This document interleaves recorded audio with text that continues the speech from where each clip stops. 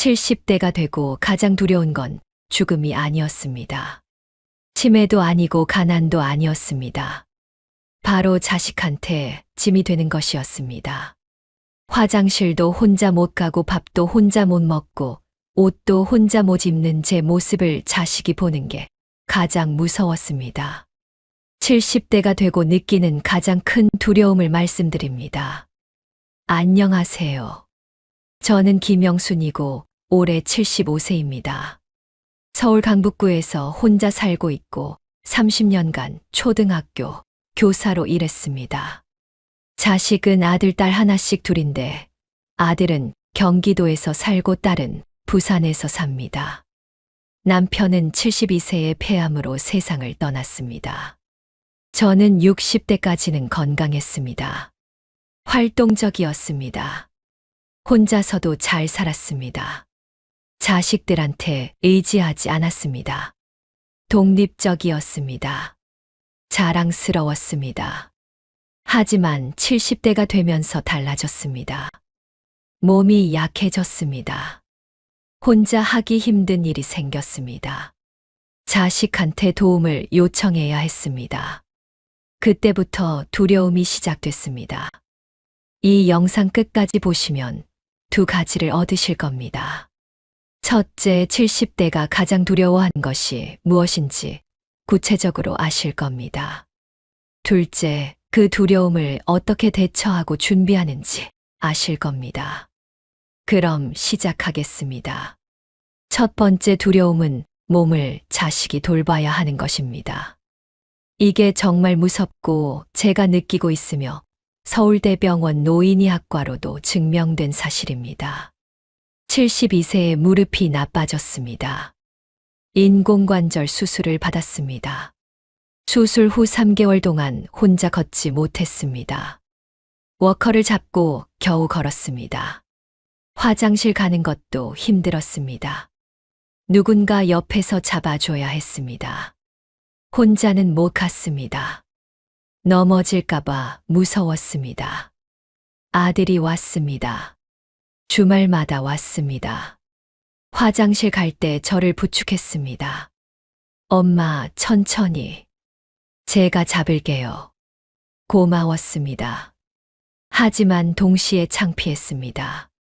30년 전에는 제가 아들 화장실 데려갔습니다. 기저귀 갈아주고 씻겨줬습니다. 이제는 반대가 됐습니다. 아들이 저를 화장실 데려갑니다. 역할이 바뀐 겁니다. 화장실 문 앞에서 기다리는 아들이 느껴졌습니다. 엄마, 괜찮으세요? 라고 물었습니다. 안에서 힘들어하는 소리가 들릴까봐 조심했습니다. 변비가 있었습니다. 시간이 오래 걸렸습니다. 아들이 기다리는 게 미안했습니다. 아들아, 미안해. 오래 걸려서 라고 했습니다. 아들이 엄마, 괜찮아요. 천천히 하세요 라고 했습니다. 하지만 제 마음은 괜찮지 않았습니다. 목욕도 혼자 못했습니다. 욕조에 들어갔다가 혼자 못 나왔습니다. 미끄러웠습니다. 무릎에 힘이 없었습니다. 딸을 불렀습니다. 엄마, 제가 도와드릴게요. 딸이 저를 욕조에서 꺼냈습니다. 몸을 닦아줬습니다. 옷을 입혀줬습니다. 아기처럼요. 창피했습니다. 딸한테 이런 모습 보이고 싶지 않았습니다. 60대까지는 혼자 다 했습니다. 씩씩했습니다. 이제는 딸이 저를 씻겨줍니다. 엄마가 아니라 아기가 된 기분이었습니다. 눈물이 났습니다. 딸아, 미안해. 엄마가 이렇게 돼서라고 울었습니다. 딸이 엄마, 괜찮아요. 제가 할게요. 라고 했습니다. 하지만 괜찮지 않았습니다. 밥도 혼자 못 먹을 때가 있었습니다. 손이 떨렸습니다. 파킨슨 증후군 초기였습니다. 숟가락을 제대로 못 잡았습니다. 밥을 흘렸습니다. 아들이 밥을 먹여줬습니다. 엄마, 제가 먹여드릴게요. 입을 벌리고 밥을 받아 먹었습니다. 아기처럼요. 30년 전에 제가 아들한테 했던 일을 아들이 저한테 하고 있었습니다. 수치심이 들었습니다. 이게 제 모습인가?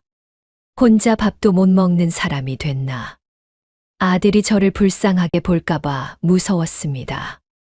아들 표정을 보지 못했습니다. 고개를 숙였습니다. 밥을 먹으면서 울었습니다.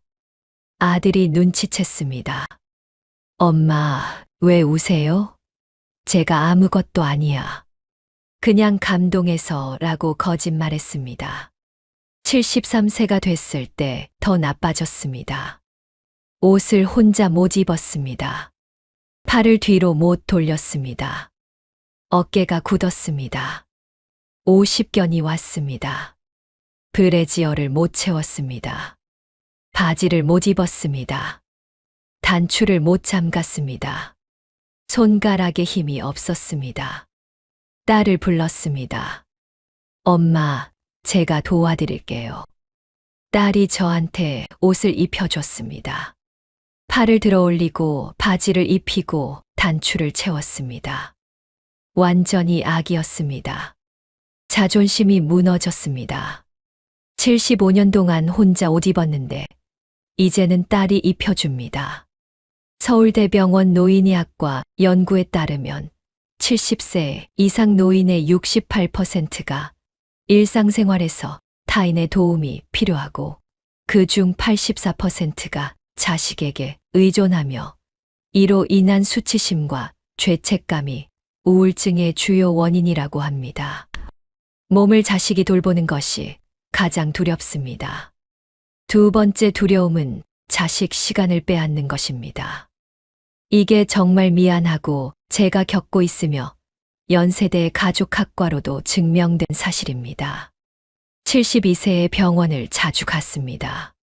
일주일에 2~3번 갔습니다. 정형외과, 내과, 안과, 피부과, 여러 과를 다녔습니다. 혼자는 못 갔습니다. 택시 타기 무서웠습니다. 병원에서 의사 말을 잘 못 알아들었습니다. 기억력이 나빠졌습니다. 누군가 같이 가야 했습니다. 아들한테 전화했습니다. 아들아, 미안한데 내일 병원 좀 같이 가줄래? 아들이, 엄마, 내일 중요한 회의가 있어요. 다른 날은 안 될까요?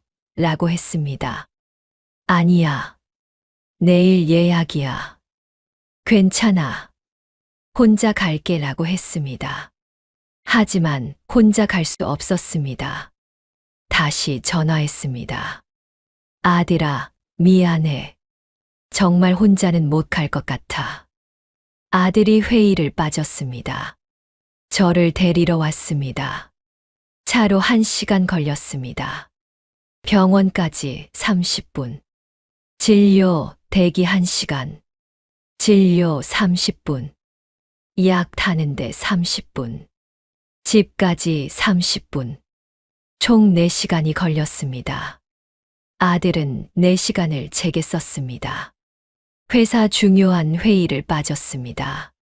저 때문에요. 차에서 아들이 전화 받았습니다. 회사에서 온 전화였습니다. 네, 죄송합니다.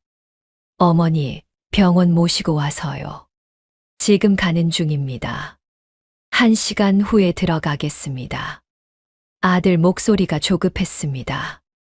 스트레스 받는 게 느껴졌습니다. 제 잘못이었습니다.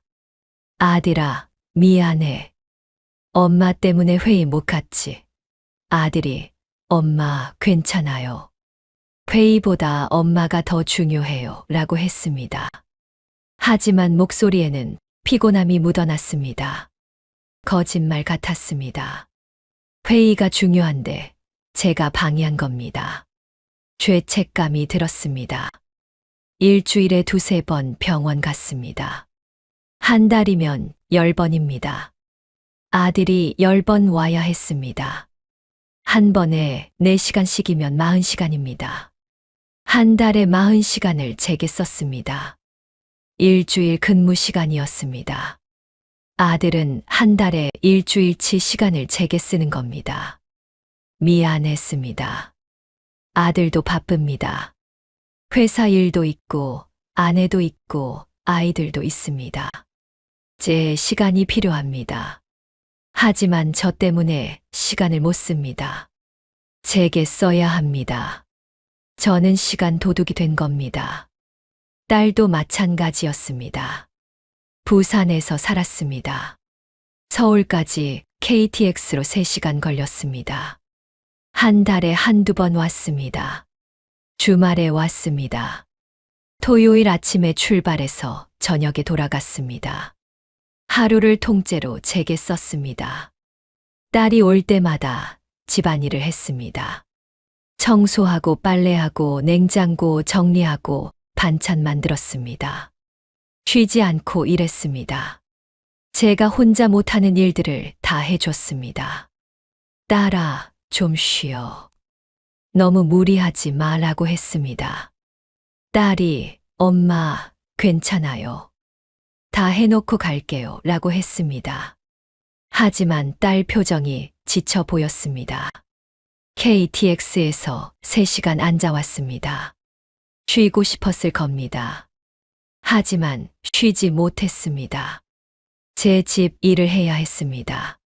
저녁에 돌아갈 때 딸이 정말 피곤해 보였습니다.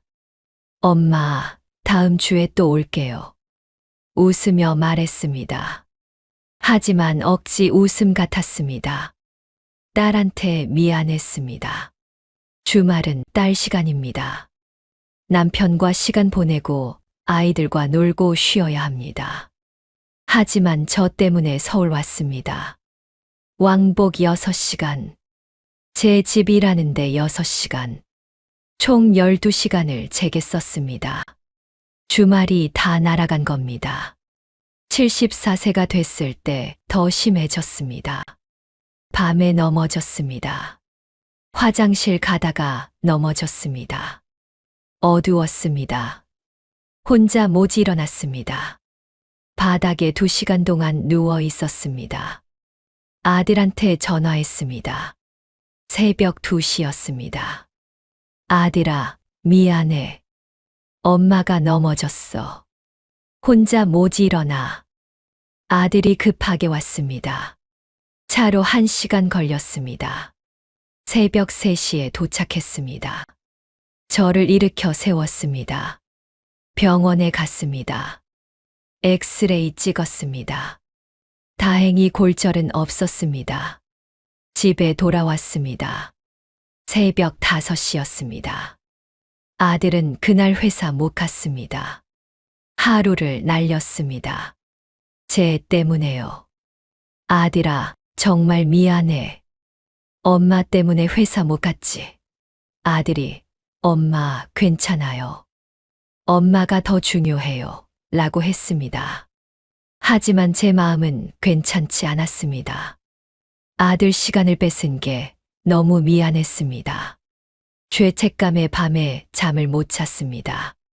연세대 가족학과 연구에 따르면 70세 이상 부모를 돌보는 자녀가 주당 평균 15시간을 부모에게 할애하고 이로 인한 업무 손실이 연간 800만 원이며 자녀의 번아웃과 우울증이 크게 증가한다고 합니다.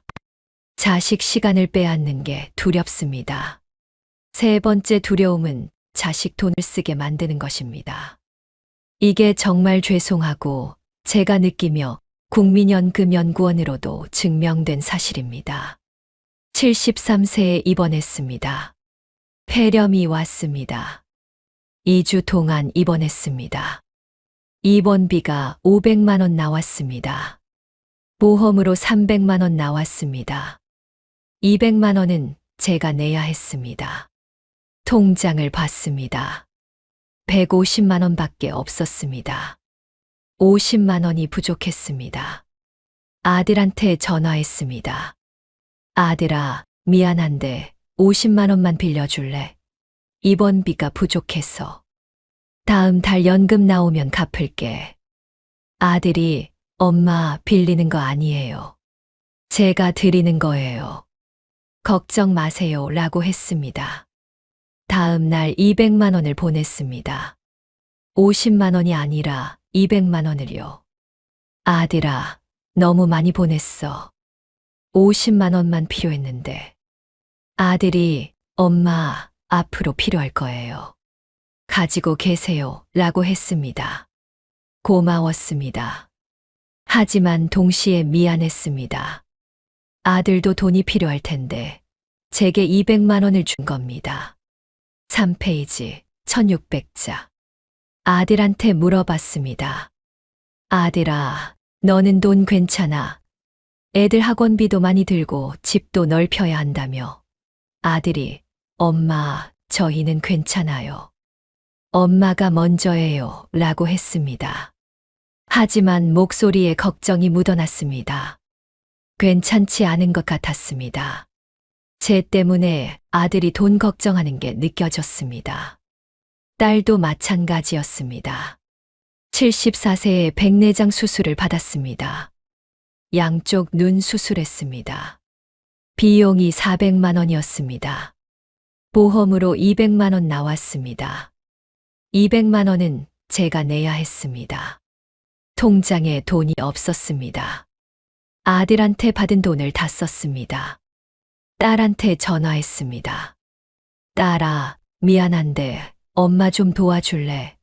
수술비가 부족해서. 딸이 엄마, 얼마 필요하세요? 200만 원이야. 다음 달에 꼭 갚을게. 딸이 엄마, 안 갚으셔도 돼요. 제가 드리는 거예요. 라고 했습니다. 다음 날 300만 원을 보냈습니다. 딸아, 너무 많이 보냈어. 200만 원만 필요했는데. 딸이 엄마, 앞으로 또 필요하실 거예요. 병원비는 계속 나가잖아요. 가지고 계세요. 라고 했습니다. 눈물이 났습니다. 고맙기도 하고 미안하기도 했습니다. 딸도 돈이 필요할 텐데 제게 300만 원을 준 겁니다. 딸한테 물어봤습니다. 딸아, 너는 돈 괜찮아? 집 대출도 갚아야 하고 애들 키우는데 돈 많이 들잖아. 딸이 엄마, 저희는 괜찮아요. 엄마, 건강이 먼저예요. 라고 했습니다. 하지만 목소리가 밝지 않았습니다. 억지로 밝은 척하는 것 같았습니다. 75세가 된 지금 계산해봤습니다. 72세부터 지금까지 3년 동안 자식들한테 받은 돈이 얼마인지 세어봤습니다. 입원비 200만 원, 백내장 수술 300만 원, 무릎 수술 추가 비용 150만 원, 물리치료비 매달 30만 원씩 36개월이면 1,080만 원, 약값 매달 20만 원씩 36개월이면 720만 원, 합치면 2,450만 원이었습니다. 3년 동안 자식들한테 2,450만 원을 받은 겁니다.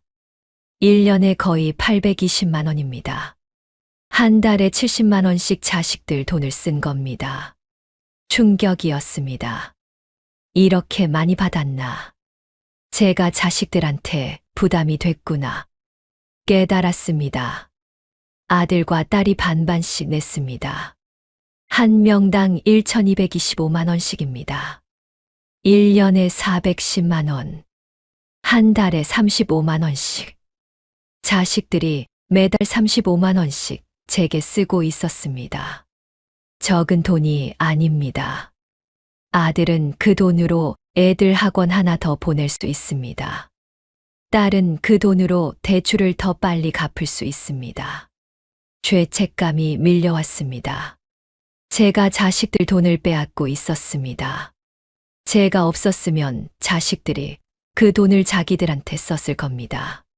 하지만 제가 있어서 제게 써야 합니다. 저는 자식들한테 금전적 부담이었습니다. 다음에 아프면 어떡하지? 또 돈이 필요하면 또 자식들한테 손 벌려야 하나? 생각만 해도 무서웠습니다. 자식들한테 더 이상 부담 주기 싫었습니다. 하지만 제 연금 80만 원으로는 병원비를 못 냅니다. 관리비 30만 원, 식비 30만 원, 공과금 10만 원 내면 10만 원밖에 안 남습니다. 병원비로 턱없이 부족합니다. 국민연금연구원 조사에 따르면 70세 이상 부모의 의료비 중 평균 58%를 자녀가 부담하고 자녀 한 명당 연평균 420만 원을 부모 의료비로 지출하며 이로 인한 자녀 가정의 경제적 스트레스가 심각하다고 합니다. 자식 돈을 쓰게 만드는 게 두렵습니다. 네 번째 두려움은 자식 인생을 방해하는 것입니다. 이게 정말 괴롭고 제가 느끼며 고려대 사회학과로도 증명된 사실입니다. 아들 며느리가 74세에 이혼 위기를 겪었습니다. 며느리가 아들한테 말했다고 합니다. 당신은 항상 어머니 편이에요. 나보다 어머니가 먼저예요. 주말에도 어머니 모시러 가고 평일에도 어머니 전화 오면 달려가요. 우리는 언제 시간을 보내요? 며느리가 화가 나 있었습니다. 아들이 저한테 조심스럽게 말했습니다. 엄마, 아내가 요즘 힘들어해요. 제가 엄마한테 자주 가니까 서운해하는 것 같아요. 가슴이 철렁했습니다. 제 때문에 아들 부부가 싸우고 있었습니다. 아들아, 미안해. 엄마 때문이구나. 이제 자주 오지 마. 엄마는 괜찮아. 하지만 아들은 계속 왔습니다. 며느리 눈치를 보면서도 왔습니다. 제가 전화하면 오지 않을 수 없었습니다. 응급 상황도 있었고 병원도 가야 했습니다. 아들은 어머니와 아내 사이에서 괴로워했습니다. 제가 그 괴로움을 만든 겁니다. 딸도 마찬가지였습니다. 딸이 직장 승진 기회가 있었습니다. 하지만 조건이 있었습니다. 주말 근무를 해야 했습니다. 1년 동안 토요일 출근이었습니다. 딸이 고민했습니다. 엄마, 저 승진하면 토요일에 일해야 해요. 그럼 엄마 자주 못 봬요. 어떡해요? 딸아, 당연히 승진해야지. 엄마는 신경 쓰지 마. 엄마는 괜찮아. 하지만 딸이 망설였습니다. 엄마 혼자 괜찮으세요? 제가 주말에 못 가면 누가 집안일 해드려요? 결국 딸이 승진을 포기했습니다. 저 때문이었습니다. 딸아, 왜 포기했어? 승진 기회인데. 딸이, 엄마 괜찮아요. 다음에 또 기회 있어요. 엄마가 더 중요해요. 라고 했습니다. 하지만 목소리에 아쉬움이 묻어났습니다. 정말 괜찮은 게 아니었습니다. 억지로 괜찮은 척하는 겁니다. 죄책감이 컸습니다. 딸의 커리어를 막은 겁니다. 제가 없었으면 딸이 승진했을 겁니다. 더 많은 돈을 벌고 더 좋은 직급이 됐을 겁니다. 하지만 저 때문에 포기했습니다. 저는 딸의 인생을 방해했습니다. 고려대 사회학과 연구에 따르면 부모 돌봄으로 인해 자녀의 56%가 경력 발전 기회를 포기하고 42%가 배우자와 갈등을 겪으며 68%가 자신의 삶을 희생하고 있다고 느낀다고 합니다. 자식 인생을 방해하는 게 두렵습니다. 다섯 번째 두려움은 요양원에 가야 하는 것입니다. 이게 정말 무섭고 제가 생각하며 서울대 사회복지학과로도 증명된 사실입니다.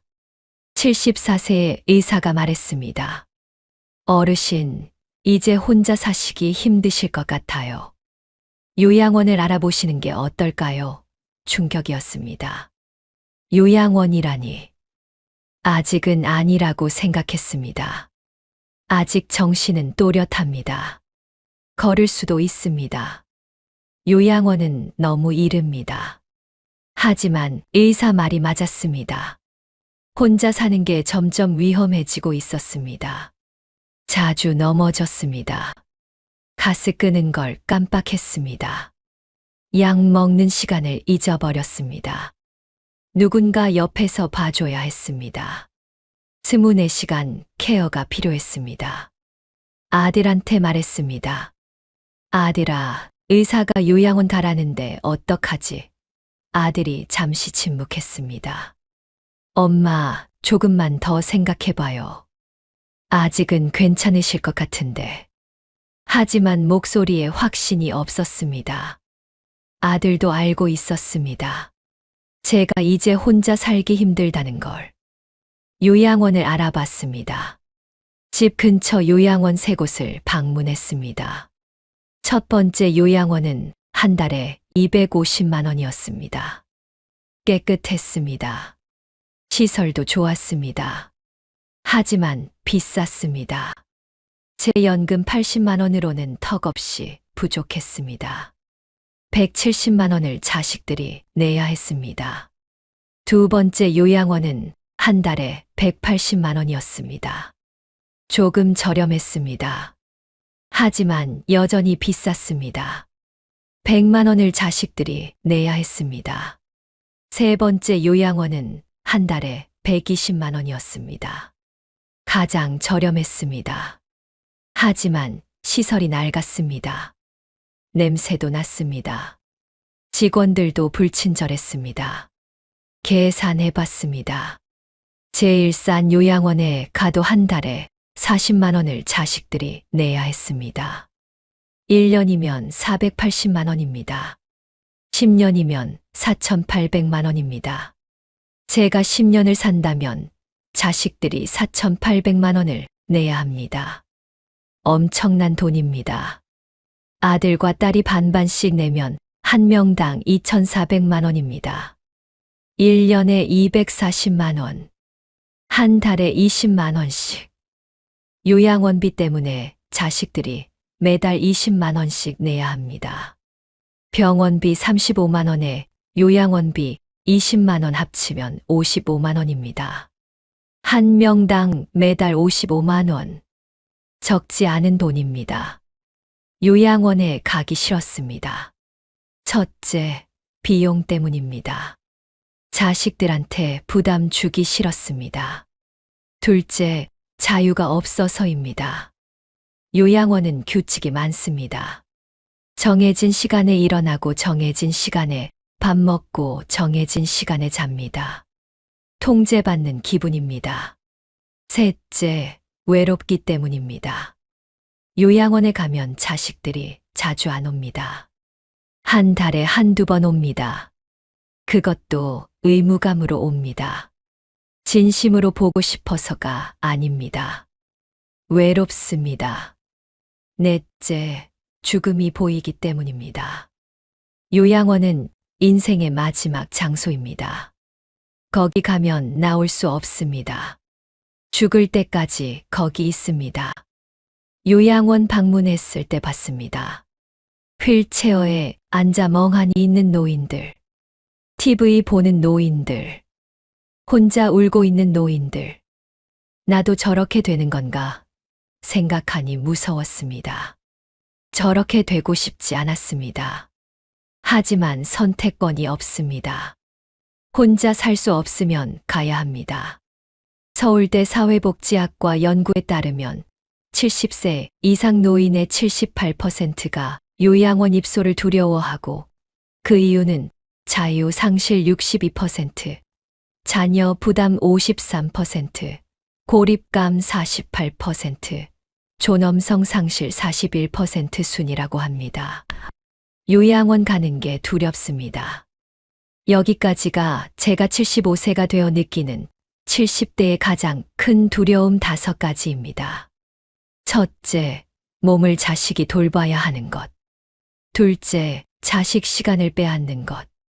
셋째, 자식 돈을 쓰게 만드는 것. 넷째, 자식 인생을 방해하는 것. 다섯째, 요양원에 가야 하는 것. 그렇다면 어떻게 이 두려움에 대처할 수 있을까요? 제가 실천하고 있는 방법 7가지를 말씀드리겠습니다. 첫째, 건강을 최대한 지키세요.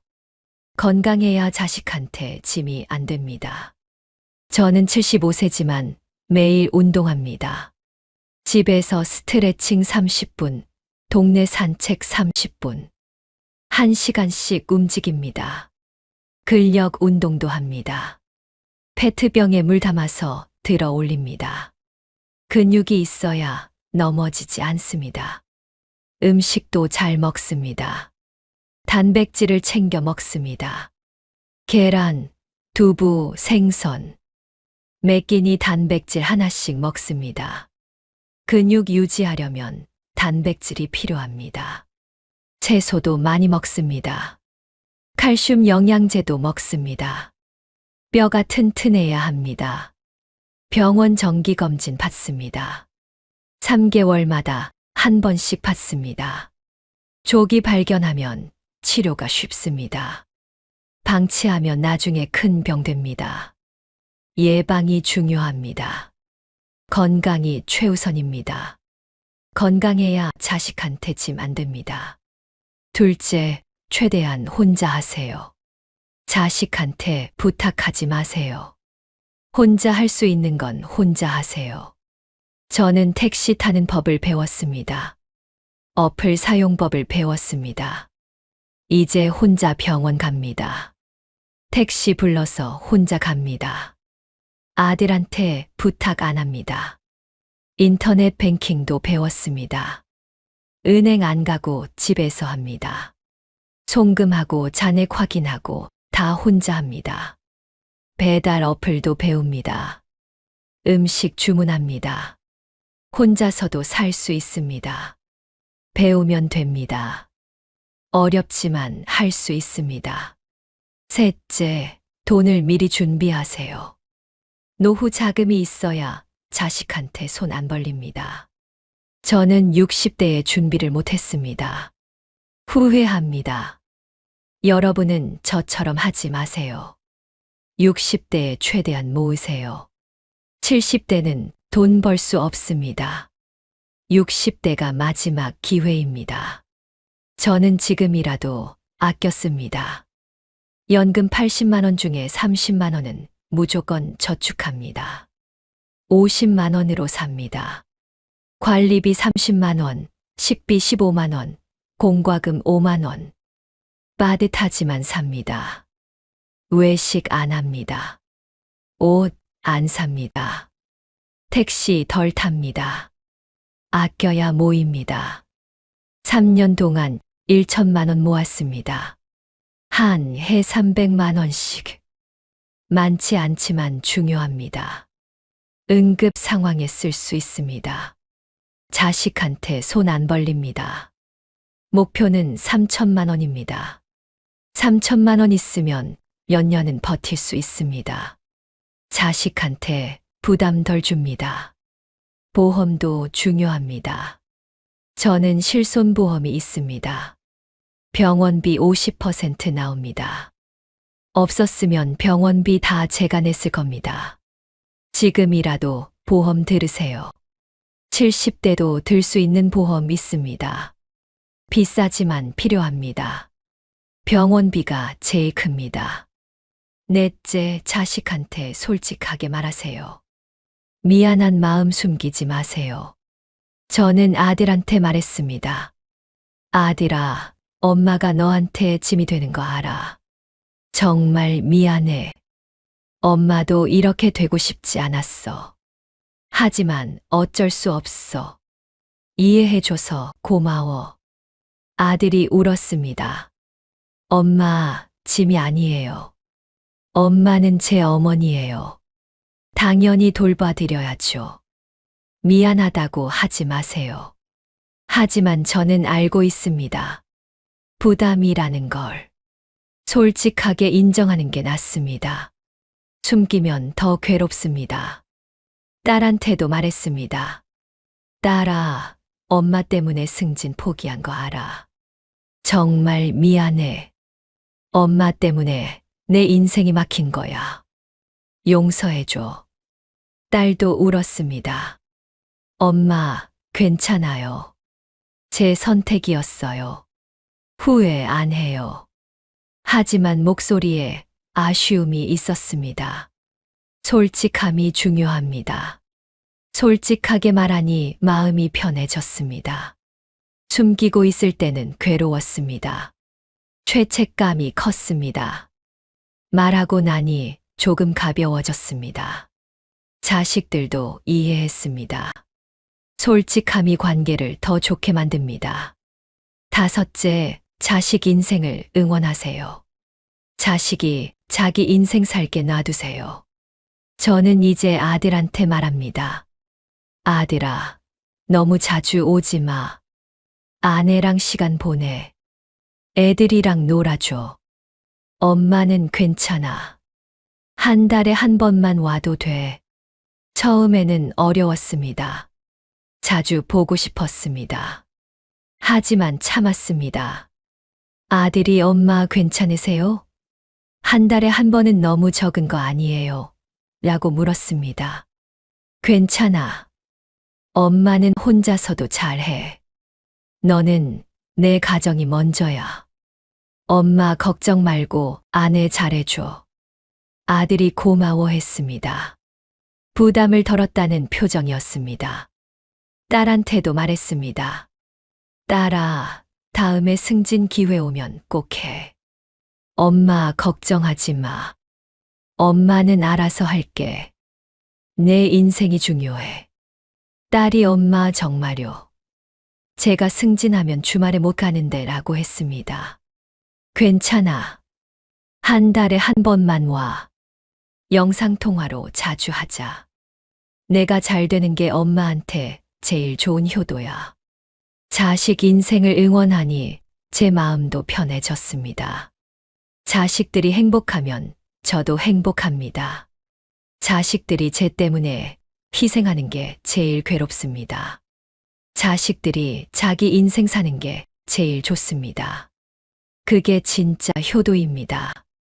여섯째, 요양원을 현실적으로 준비하세요.